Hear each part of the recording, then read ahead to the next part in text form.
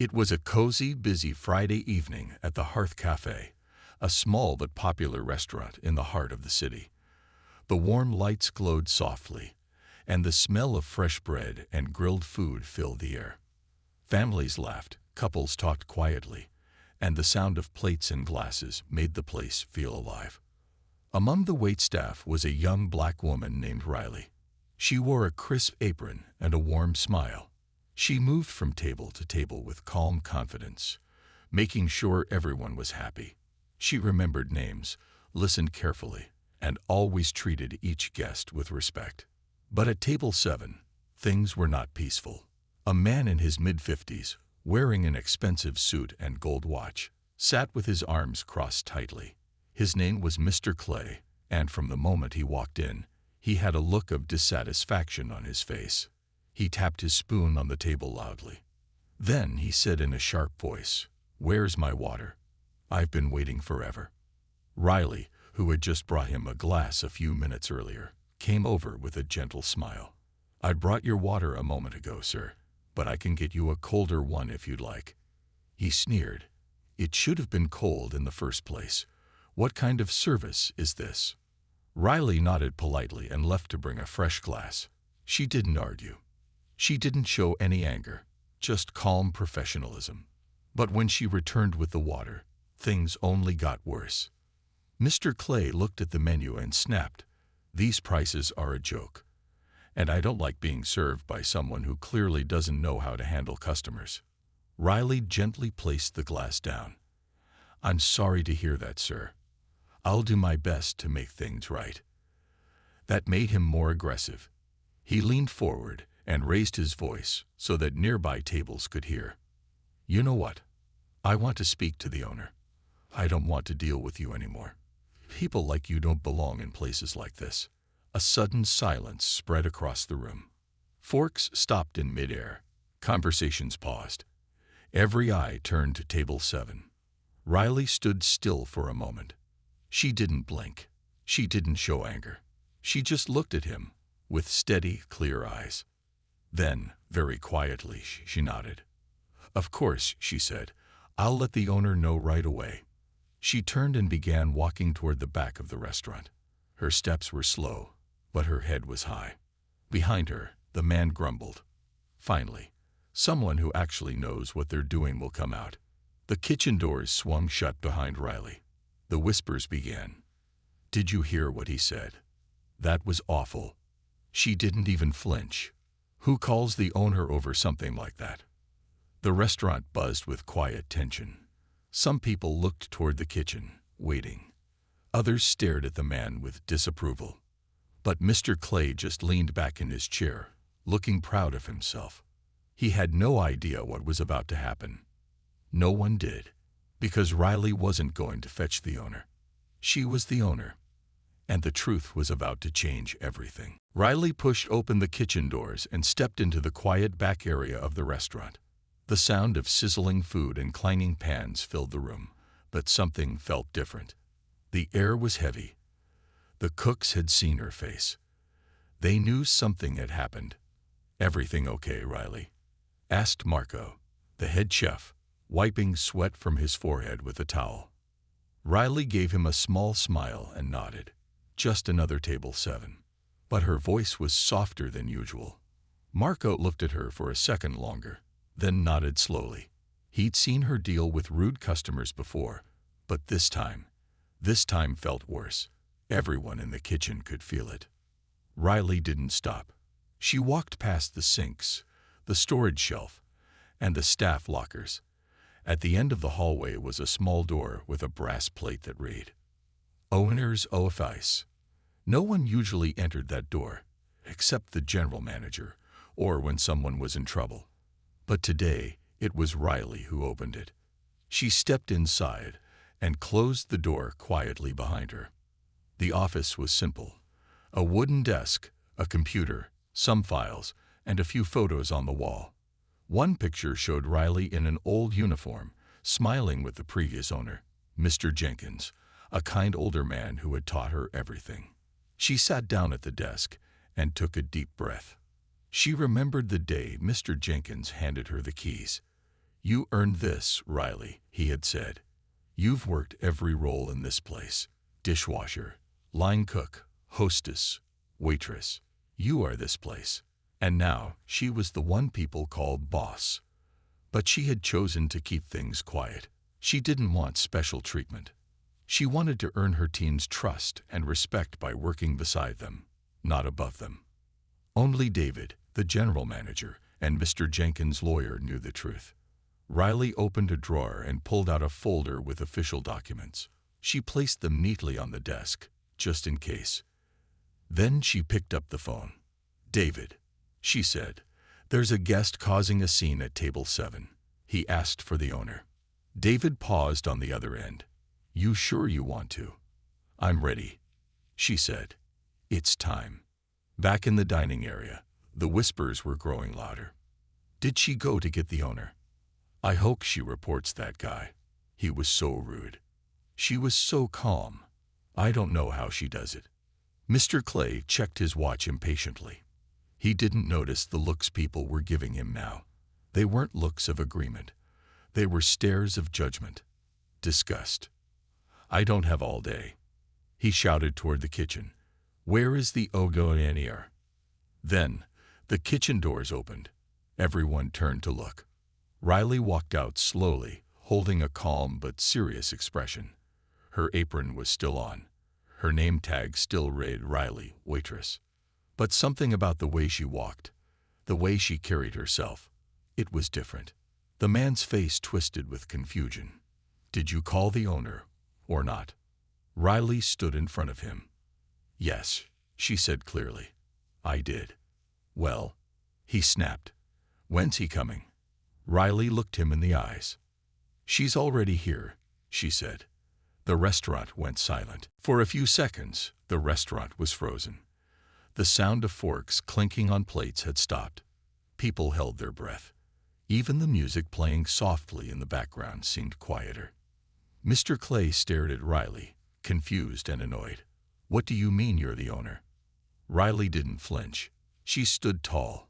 Her hands were steady, her face calm. "I own this restaurant," she repeated, her voice clear. "The Hearth Cafe belongs to me." Mr. Clay gave a dry laugh. "That's impossible. You're just a waitress. Don't lie to me." But Riley didn't respond with anger. She simply reached into the folder she had brought with her and pulled out a set of papers.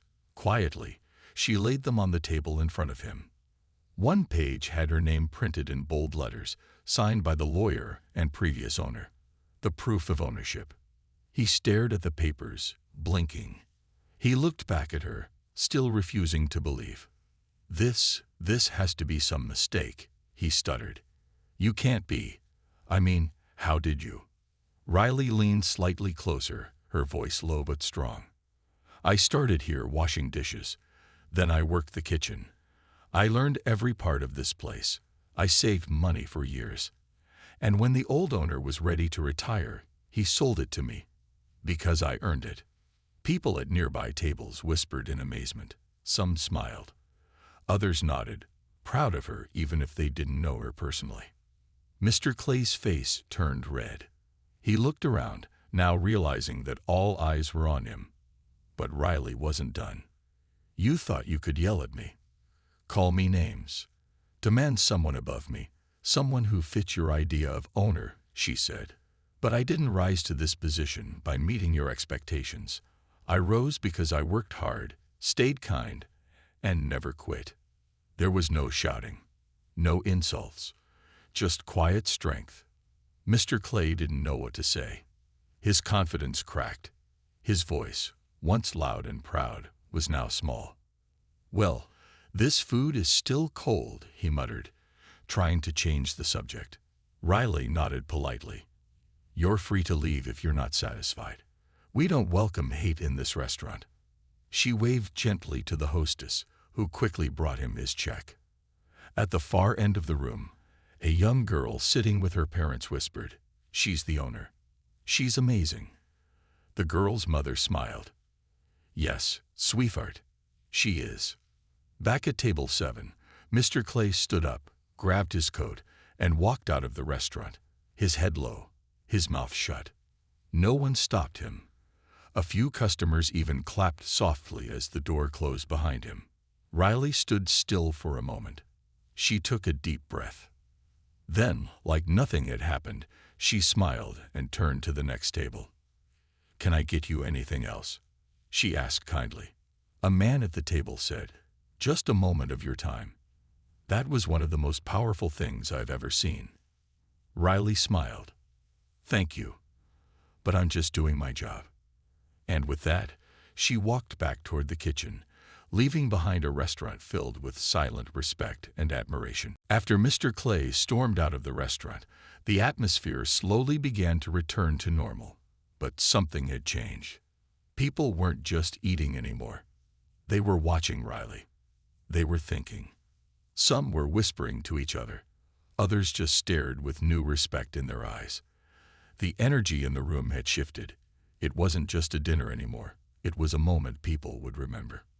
Riley quietly returned to the kitchen, where her staff was waiting.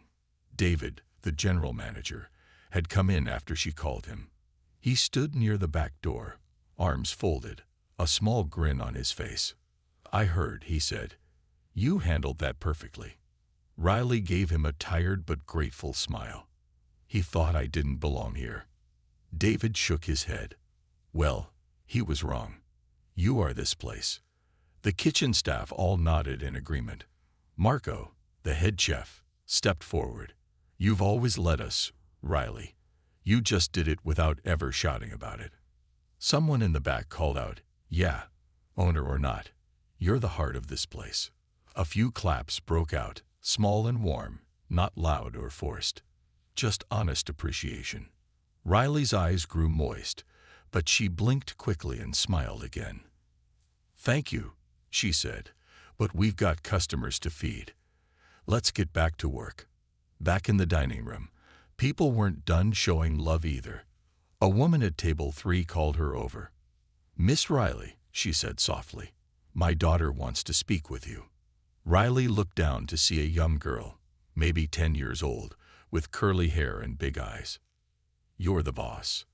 the little girl asked, full of wonder. Riley nodded and knelt beside her. "That's right. I'm the owner." The girl smiled. "I want to be like you when I grow up." Riley felt her heart warm. "You can be. Just be kind, work hard, and don't let anyone tell you where you don't belong." The girl's mother wiped a tear from her eye. "Thank you for being someone she can look up to." More customers quietly began leaving thank you notes on napkins. One wrote, "You turned something ugly into something beautiful. Thank you." Another left a tip with a simple message. Not just for service, for courage. Riley didn't want the attention, but she accepted it with grace. She had always believed in letting her work speak for itself, but tonight, her story had spoken louder than anything else ever could. Later that night, when the last customer left and the chairs were stacked on the tables, Riley sat alone at the counter with a warm cup of tea. David joined her, sliding into the seat across from her. "You know," he said, "you could have kicked him out the second he raised his voice." Riley nodded. "I could have." "Then why didn't you?"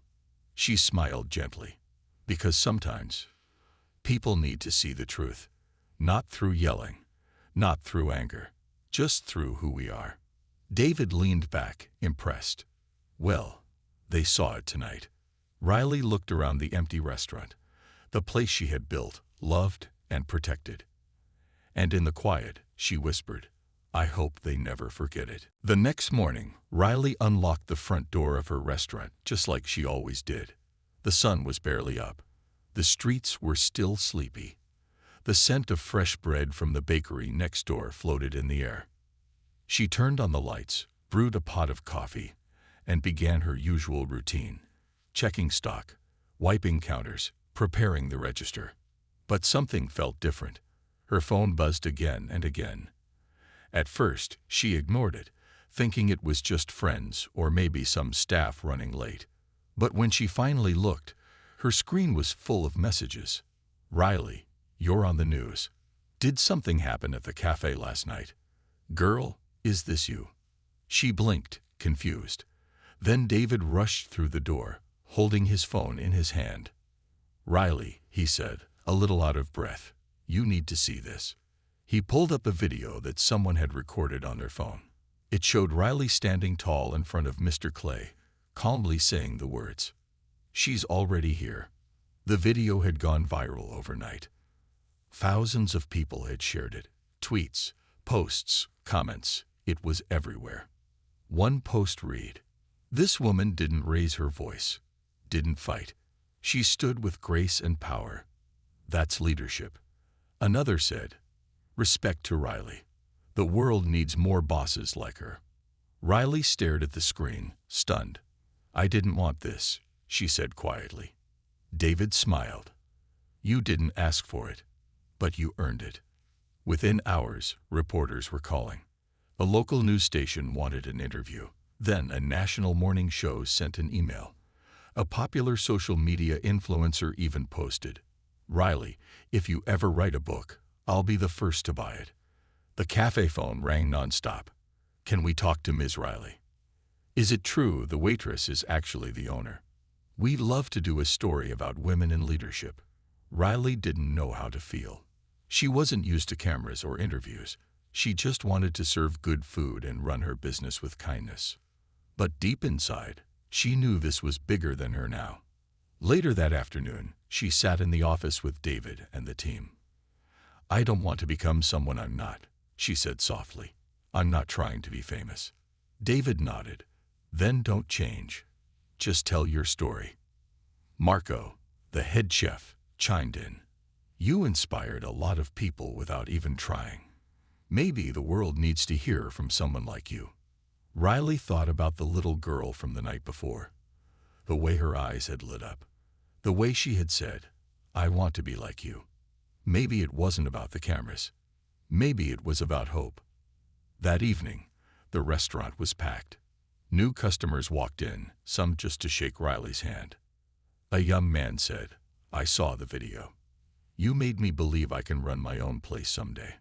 An older woman added, "You reminded me that quiet strength is still strength." Riley thanked them all. She stayed humble. She worked every table like always, taking orders, delivering meals, checking in on guests. And when the reporter from the local station finally arrived for the interview, Riley didn't stand behind the desk or pose for the camera. She sat at the same counter where she always drank her tea. Calm, honest, real. "I didn't plan for any of this," she said into the mic. "I just wanted to treat people with respect, even when they didn't do the same for me." The reporter asked, "And what would you say to other young women watching you now?" Riley looked into the camera, paused, then smiled. "I'd say, don't let anyone decide your worth. You belong, wherever you work hard to be." A week had passed since the night everything changed. The viral video, the interviews, the flood of messages, support, and even apology letters. But through all the noise, Riley remained the same, humble, calm, and focused on her restaurant. While the world talked about her, she quietly continued doing what she loved, serving food, supporting her team, and greeting every guest with kindness. However, something new had begun to grow inside her, a thought, a dream she hadn't allowed herself to explore before. That night in her small office, with the restaurant closed and the lights dimmed, she sat with a notebook in front of her. A blank page stared back. At the top, she slowly wrote, "A place where everyone belongs." It wasn't just about a restaurant anymore. It was about something bigger. Over the next few days, Riley made a plan. She started a small program with the help of David and her staff.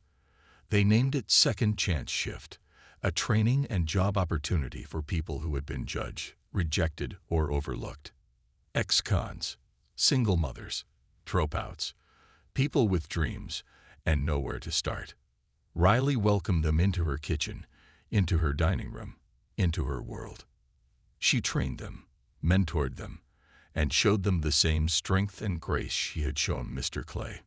Not long after, a young man named Darius joined the program. He had no experience and barely spoke during his interview. But Riley saw the hunger in his eyes, not for food, but for a future. Weeks later, Darius was taking orders like a pro, smiling, confident, full of life.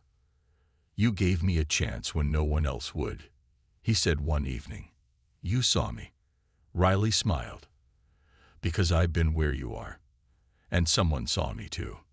Meanwhile, people from around the city, and even other states, came to visit her restaurant. Some came for the food, but most came for the story. One afternoon, a teacher brought a class of young girls for lunch. After they ate, the teacher asked Riley if she could speak with them for a moment. Riley agreed. The girls sat quietly as she stood in front of them, apron still on, a soft smile on her face. "You're going to face people who think you're not good enough," Riley told them. "But don't let them shrink your dreams. You are strong, you are smart, and you belong." The girls clapped, some teary-eyed. One whispered, "I want to open my own cafe someday." Riley handed her a small notebook. "Start with your ideas. That's how I began too." One evening, as Riley locked up the restaurant, she looked out at the quiet street. The same door she had walked through as a dishwasher was now the door she closed as a leader. She thought back to Mr. Clay's face, how sure he had been that she didn't belong. And now her story had touched millions. But more important than the views, the news, or the attention, was the change. She had taken one man's hate and turned it into a reason for others to believe in themselves. That was her real success. Back in her office, she turned off the light and sat for one last moment with her tea. She looked around the room filled with handwritten thank you notes, framed pictures of staff, and the drawing from the little girl who called her a hero. Riley smiled. Because in a world full of noise and doubt, she had chosen peace, strength, and love. And in doing so, she had become more than just a business owner. She had become a symbol of hope, a quiet reminder that sometimes the strongest voice is the one that speaks with kindness. It was a quiet Monday morning. Riley arrived early, as always. She liked the silence before the rush, the calm before the clinking dishes, laughter, and busy footsteps filled her little restaurant. She placed her bag down, took a deep breath, and went to the mailbox outside. Just a few letters, a bill, a menu supplier, and one thick envelope with no return address. Curious, Riley opened it slowly. Inside was a handwritten letter. It began, "Dear Ms. Riley, I don't expect you to forgive me, but I needed to say this. I was the man who yelled at you that night, the man who said you didn't belong. I was angry at the world, and I took it out on you. But after I left, I saw the video. I saw your face. I saw the way you stood so calm, so strong. And for the first time in a long time, I felt ashamed." Riley's hands shook a little as she read. "I never knew your name until that night. I didn't know you were the owner. I didn't know your story. But now I do. And it changed something in me. You could have shouted back. You could throw me out. But instead, you walked with dignity. You made me ask myself, who am I? What kind of man have I become?" Riley blinked. Her eyes were starting to fill. "So, I started going to therapy. I called my sister, who I hadn't spoken to in years. I even volunteered last weekend at a soup kitchen. All because of one moment. One woman who stood tall when I tried to bring her down. I know this doesn't erase what I said, and maybe it doesn't matter to you, but I wanted to say it anyway. Thank you. Thank you for not returning hate with hate. Thank you for reminding me what real strength looks like. I'm trying to be better now. I don't expect applause. I just wanted you to know. You changed one heart. Sincerely, the man from Table 7. Riley held the letter close. She didn't cry. She just sat in silence, feeling something deeper than sadness or pride. Peace. Because now she knew. She hadn't just built a restaurant. She had built a place where people grew. A place where even broken hearts could begin to heal. even the ones she thought she'd never reach. Later that morning, she placed the letter in a frame. She hung it on the wall near the kitchen door, where her team could see it every day. Above it, she added a small wooden sign with one simple word carved into it: grace. Because that's what Riley gave the world, and what the world had finally started to give back.